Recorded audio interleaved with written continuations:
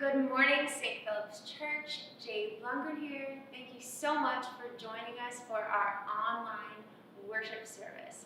I have just a few announcements for you this morning, and then we're going to go into our message. Announcement number one. We're so excited. It's finally here. Christmas Eve is this week. We have plenty of space for you and your family to come. Our chairs are spread apart, and we have lots of room. Please come and worship with us. We've got new service times this year, 12 o'clock, 2 o'clock, 4 o'clock, and 6 o'clock.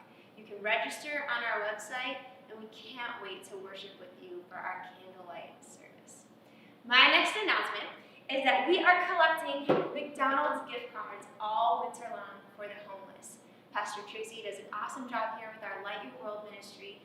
You can drop these off here in the church lobby all winter. So if you're out and about picking up Christmas presents, just remember to grab a $10 McDonald's gift card. Next announcement, the Family Wins devotional. We're so excited that this year we're going to be starting as a church to read the Family Wins devotional. It's a daily devotional that takes you through the New Testament, and it was put together by one of our own members, Denny Patton. So pick up your Family Wins devotional in the lobby. You can purchase it online, and they are still here for you to pick up. Finally, we just want to remind you to please wear your masks when you come to service. We're doing our best here at St. Philip's to keep everybody safe, and we want you to have a safe and wonderful Christmas holiday with your family. So let's all do our part, let's all wear our masks, and let's keep this a safe place to worship. We love you, St. Philip's. Hope that you have an awesome week. We will see you on Christmas Eve.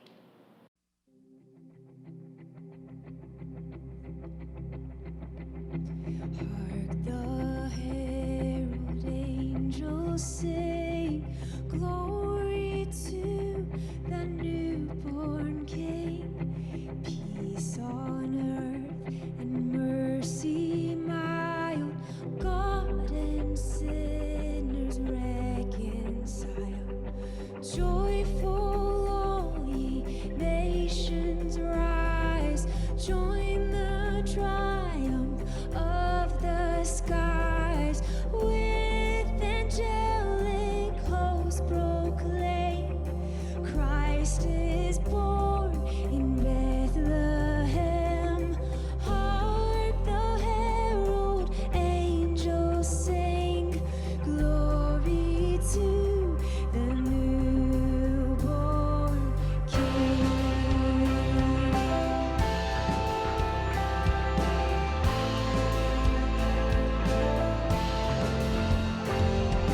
Christ by highest and adored, Christ the everlasting Lord. Late in time, behold him come, offspring of the Virgin's womb. Veiled in flesh, the Godhead see, Ham incarnate deity, leads as man with men to dwell. O Jesus, our Emmanuel. Hark the herald angels sing, oh glory to the newborn King. We sing glory to you, Lord.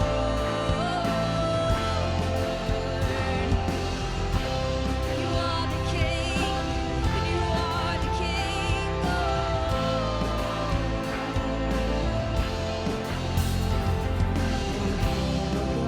heaven-born Prince of Peace, hail the Son of righteousness, light and life to all he brings, risen with healing in his wings.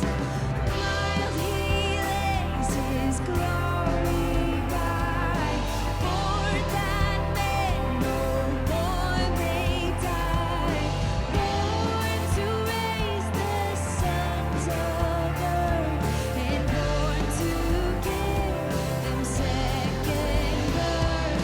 Hark the herald angels sing, oh glory to the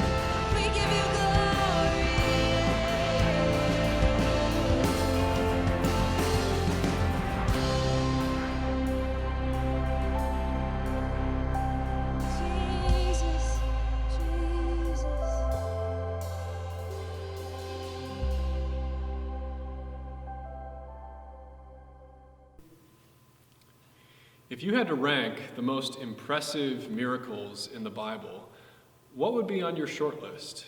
What would be on the list of the most amazing things that God has ever done? You might think of the Exodus, where God rained plague after plague on Pharaoh and on Egypt, and then he led his people out into the desert, only for them to be trapped against the Red Sea, and with the Egyptian army bearing down on them. How would God save his people? Well, he sends a mighty wind to separate the waters of the Red Sea, to save Israel, and then to consume the Egyptian army. It's pretty impressive. Or maybe you would think of the New Testament and of the resurrection of Jesus from the dead. That Jesus, after being tortured and crucified, after 3 days in the tomb, is raised to life again. And not just to any old life, not just to a normal human life again, but to a new kind of human life, to a resurrected human experience where he would never die again. Or maybe you would think of the creation itself, that in the very beginning, all God had to do was speak a word, let there be light, and boom, the universe itself came into existence, space-time and matter-energy, with galaxies and planets whirring around in orbit of each other, and God created the entire universe at a word. Now, for as amazing as all of these miracles are, and they are amazing feats of God's power, there is another miracle that leaves them all behind. That is, frankly, in a different category of miracle altogether. And throughout the centuries, Christian theologians have marveled that this miracle is even possible. And yet, it is the miracle that we celebrate year after year at this time of the year. It's the miracle that though God is infinite in his majesty and in his power, that he was somehow able to become one of us. At this time of the year of Advent and into the Christmas season, what we celebrate is that the infinite God managed to combine his infinite life with the life of a little baby boy in the manger in Bethlehem. And as I say, this miracle is not just greater in degree, but this is a qualitatively different kind of thing that God has done. Because this is not just God manipulating the universe around us to do some outstanding display of his power, but this is God himself personally becoming united to the very universe that he made. It's not just something happening within creation, it's the Creator himself binding himself into the creation in a way that's totally unexpected. Let me explain it this way. It's an amazing thing when you read a great play like Romeo and Juliet or like Hamlet, written by William Shakespeare. And it takes a great work of genius for Shakespeare to be able to write a play like that. But it would be an entirely different thing if Shakespeare himself could somehow have become Romeo, the character in his play, Romeo and Juliet. It's an amazing thing when J.K. Rowling writes the Harry Potter series and captivates millions of readers with such an engaging tale. But it would be another thing entirely if J.K. Rowling could become Hermione Granger, one of the characters in those stories. What we celebrate at Christmas is not just that God has done some great work of creating the world around us, but that he actually became part of it. Not just God creating men and women, but God as a man, God as one of us, God living your life and my life, human life, as one of us. That is the mind-boggling miracle of Christmas. At St. Philip's over the last few weeks, we've been starting this series in the Gospel of John. And John wants to make it very clear from the very beginning of his gospel that we're talking about nothing less than the greatest miracle that the world has ever seen. That in the beginning was the Word, that's Jesus, the Word was with God, and the Word was God. And then down in verse 14, that Word became flesh, and he dwelt among us, and we have seen his glory, the glory as of the only Son from the Father. And so as John leads us through this gospel, what he wants us to see is that when we talk about Jesus of Nazareth, we're not talking about another prophet, just another prophet. We're not talking just about another king, just another religious teacher. We're not even talking about the greatest of the prophets or the priests or the kings. We're talking about God himself as a man, living our life And precisely because he is both God and man, 100% God and 100% one of us, he can do things that no other figure in the world has ever been able to do. So what I want to do today as we look at the scriptures is to offer 3 reasons why it's really important that we affirm the full divinity of Jesus, the full godness of Jesus. And as we'll see, that this central Christian teaching is for your hope and for my hope to give us a future that we can be confident in with the Lord. The first reason that it matters that Jesus is God is because only God can pay an eternal debt. And here's what we read in Hebrews chapter 10. We have been sanctified, that is, saved, through the offering of the body of Jesus Christ, and this is once for all. Now, throughout the Bible, there's a major concern that human beings have incurred a penalty before God, that we are sinners, that we've broken God's commandment, and therefore we need to find atonement. We need to find forgiveness. And throughout the Old Testament, the Jewish people were given all these rites of sacrifices, of various animal or grain sacrifices. They would come forward, they would make these sacrifices repeatedly, but the message of the Old Testament was that at best, those sacrifices were temporary. At best, they would have to come back a month later, a year later, and offer the same sacrifices again, because at the end of the day, offering an animal or some grain in your place doesn't actually solve the problem of human sin. It doesn't actually get you to full forgiveness. And the problem here for human beings is that every one of us is involved in the problem of sin, such that none of us have lived up to God's commands. And even if hypothetically you could yourself or somebody else did, there's no ability for that one person to turn around and save everybody else who is implicated in sin, because you have to live your life of perfect obedience to God, and there would be no way that you could then turn around and pay the debt for somebody else. The only way out of this conundrum, the only way out of this problem of having a moral debt before God is if you have a substitute step forth who has the capacity to bear not only his sin, but the sin of the world. A substitute who stands forth, in other words, who is personally perfect and can also take on the sin of everybody else, who can bear the sin of a multitude. That's the only way you can save a multitude. This is what Jesus came to do. He came to live the one perfect life that none of us could, and he came to bear the penalty that all of us deserve. And so Jesus has to be both fully God and fully man. He's got to be man because he has to live a human life the way that we were supposed to live a human life.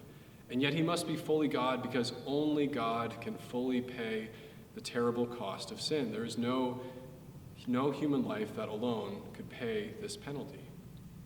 Now at this point, there are often people who question this and say, well, if God's God, why doesn't he just wave his heavenly hand from his throne and just do away with all sin, just say it's all canceled and we don't have to worry about it anymore?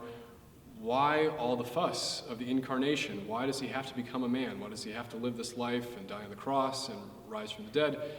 Why can't he just sort of preemptively say from heaven, no more penalty, no more sin?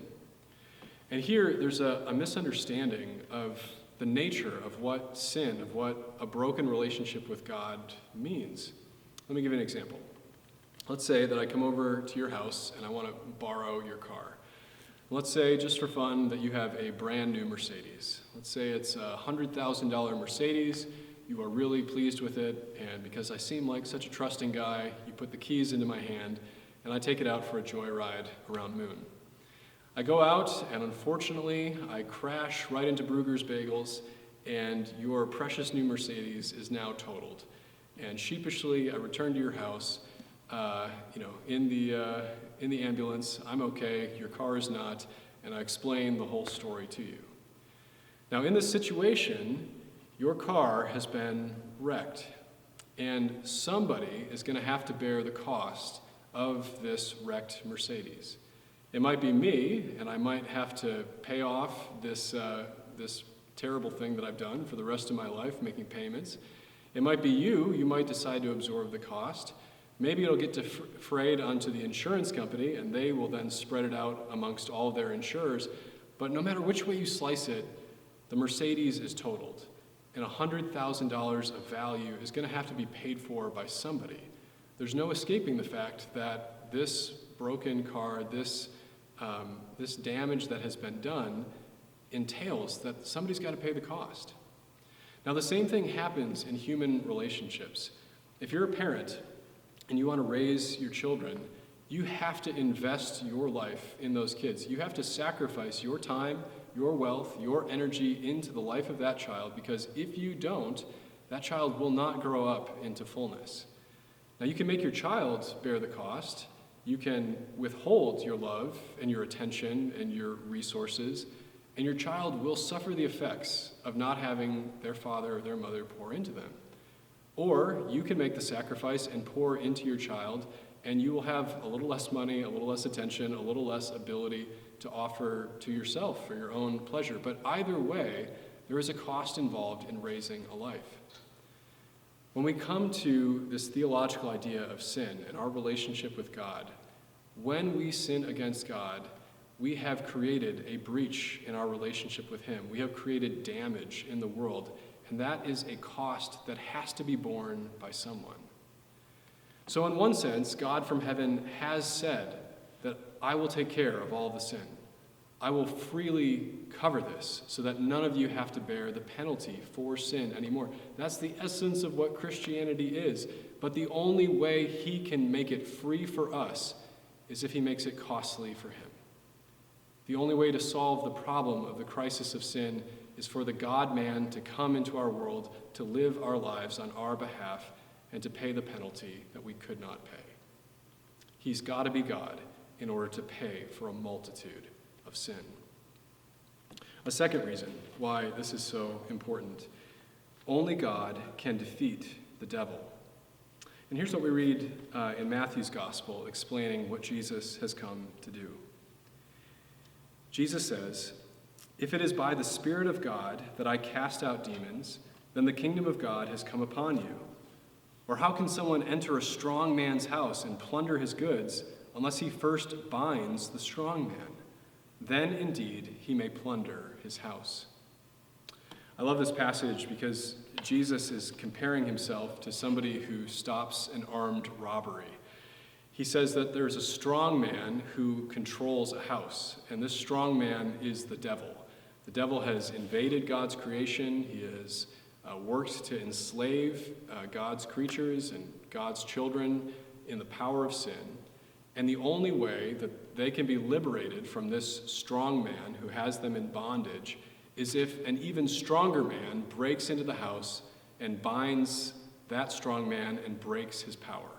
And Jesus is saying to the religious teachers, the only way that you can be saved from the power of darkness and of sin is if you have God's light, God's strength, God's ability, which is to say, my ability, the Son of God, coming into your life to rescue you from the powers of darkness and evil.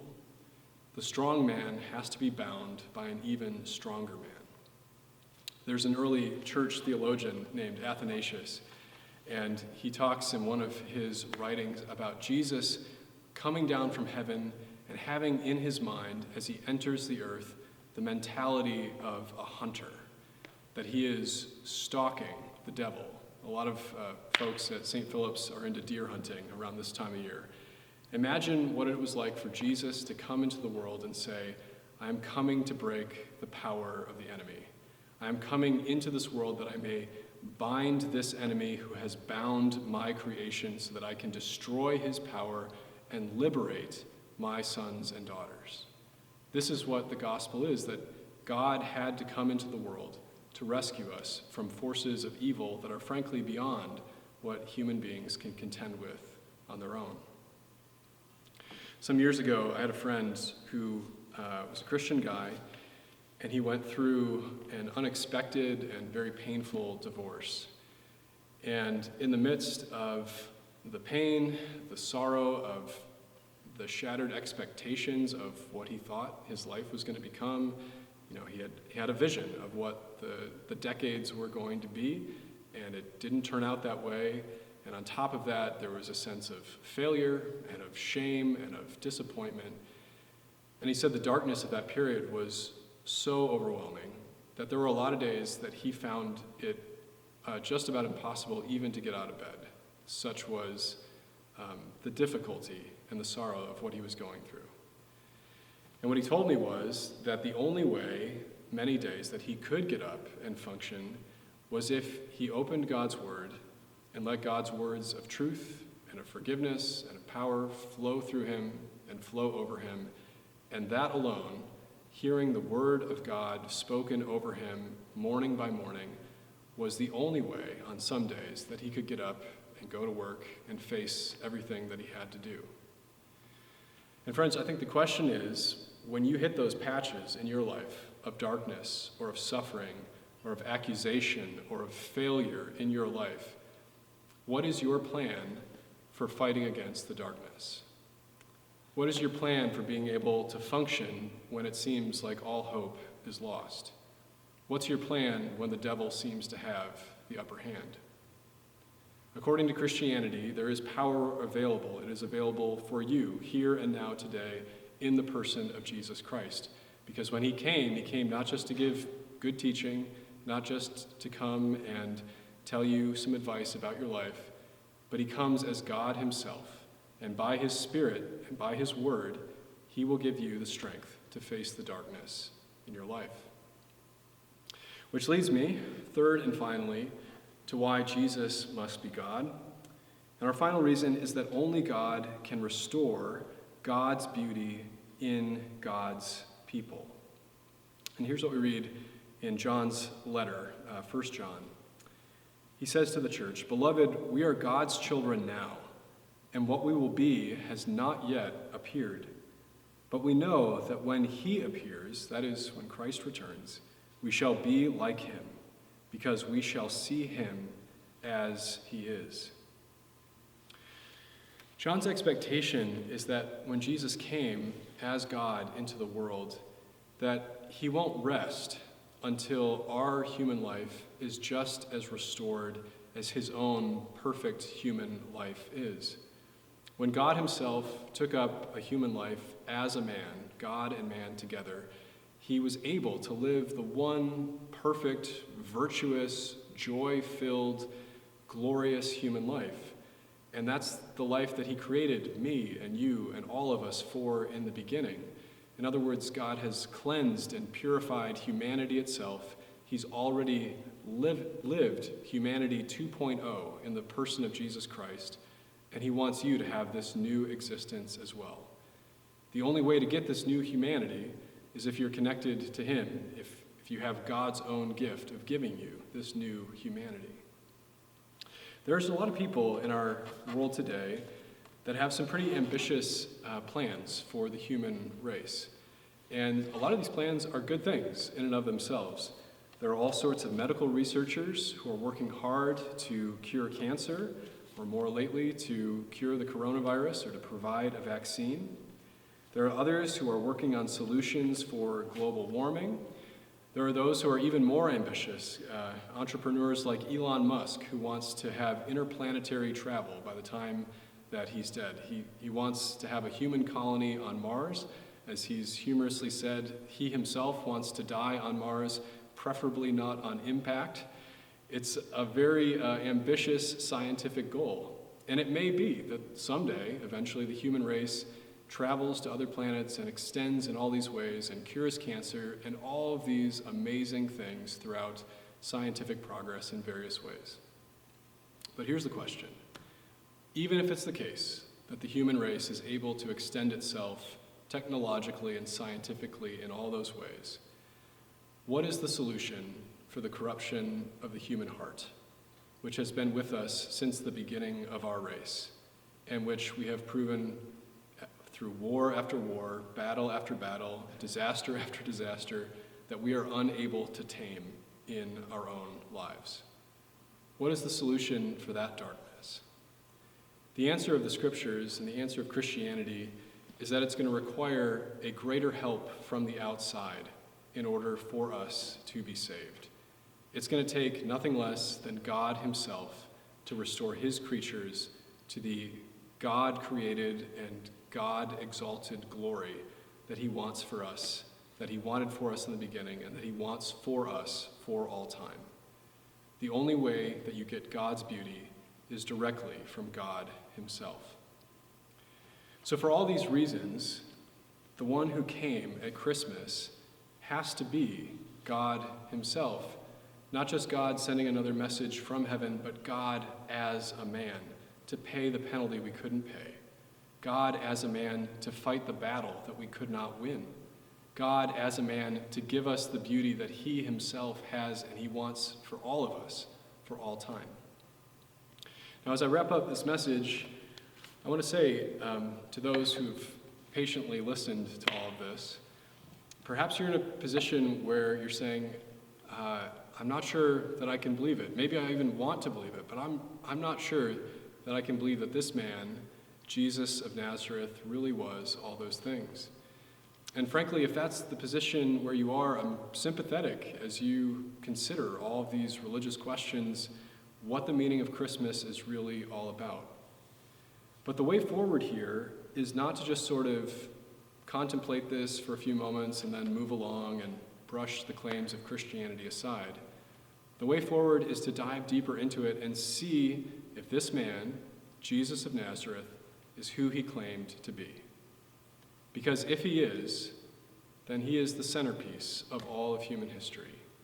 And he is the centerpiece of your life.